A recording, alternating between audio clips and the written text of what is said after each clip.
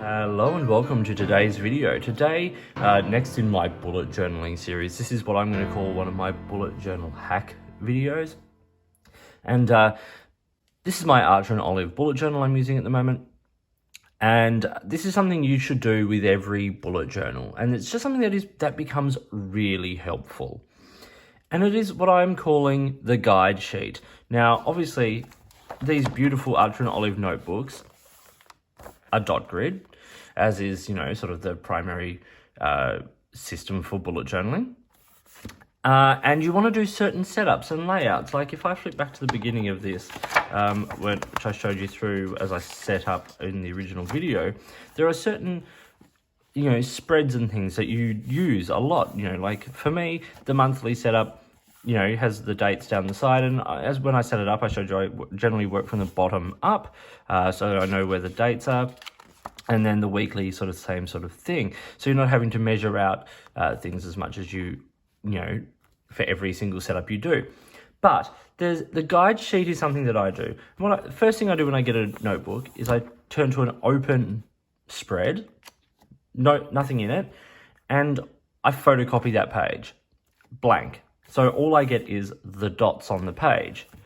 And then something that I can do is once I know what my setup is going to be, I create a little sheet like this. So this is a double-sided sheet that it's just folded in half, basically A4.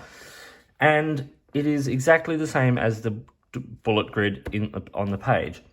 And what I've done is I have then marked out where certain things go, so that when I'm doing the next setup, it's easy for me just to go, okay, I can see this. So I take my bullet journal page and I take my guide sheet, I line up the dots, and then I know exactly where each day falls without having to count anything out. I know where all these lines are going to fall, and the same with the month.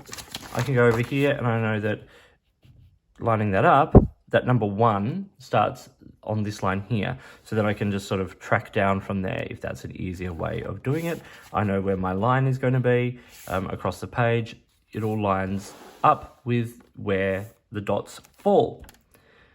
It's super simple. It's the easiest thing to set up, and it's as easy as that. And you can put any information you need on here.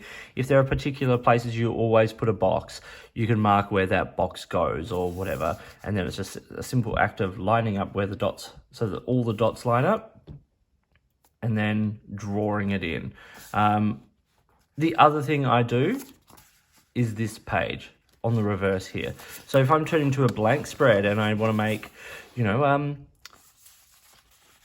this is just basic measurements for the page. It's that sort of easy. I don't put things like 13 centimeters or whatever because I very rarely measure things up in that respect. But what I always do is I mark where center is on the page.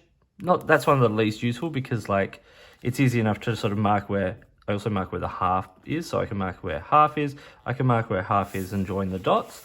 I mark how many spaces each way it is. So if I decide I need to make one that's 8 down, I can divide 38 by 8 and get the closest measurement per box. So for instance, if I'm doing a weekly spread that needs as much space as I can, 38 means that I can have 3 for the header and then 5 for each day of the week. As I said, I mark the halves. 38 and 26 don't divide equally by 4, so this is where the quarter falls between those squares there. And then this is where the quarters fall on the long edge. And then this is where the thirds fall on each of these. Once again, it's not exact because 38 doesn't divide by 3. So that's 12 squares and then a center square, 12 squares and a center square, and 12 squares. Same thing across the bottom here. We've got 8 center square, 8 center square, 8. And then the same with the quarters, of course. So this is just a really useful sheet that helps you be able to set out your pages as you go to set them up. So it's as simple as, as I said, if you need to know how many pages there are, or if you need to know where the thirds fall, you line up those dots and then you can mark your thirds. The guide sheet is my bullet journal hack for this video. It's kind of like a template. You could easily copy from other pages, of course, but this just gives you a bit of freedom to put what you need on the page. It's kind of like a cheat sheet going into an exam. You can put what you are going to need on there.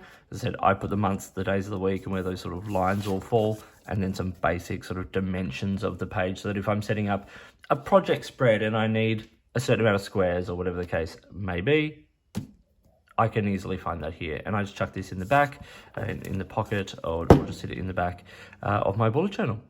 So thank you for watching. I hope you found this interesting and useful. If you did, give it a thumbs up and subscribe to the channel. Hit the notifications button if you want to stay up to date with the videos that I produce.